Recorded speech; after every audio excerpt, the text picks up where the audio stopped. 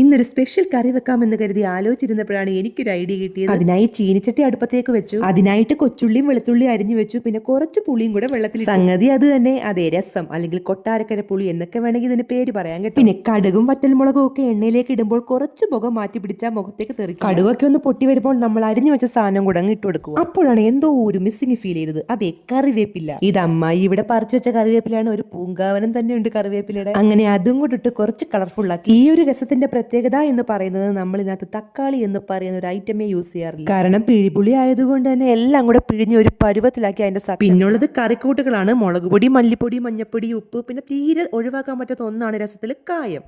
പിന്നെ ഒരു കാര്യം മറന്നുപോയി, കുരുമുളക് പൊടി. അതും രസത്തിന് വേണ്ട ഒരു കാര്യം തന്നെയാണ്. ഇതിൽ വറ്റൽമുളകും ഉള്ളത് കൊണ്ട് തന്നെ അധികം എരിവ് യൂസ് ചെയ്യാതിരിക്കുന്നതാണ് നല്ലത്. കാരണം അധികമായാൽ അമൃതം വിഷമാണല്ലോ. അങ്ങനെ നമ്മുടെ കൊട്ടാരക്കര പുളി അല്ലെങ്കിൽ രസം ഇവിടെ റെഡി ആയിട്ടുണ്ട്. Okay, by.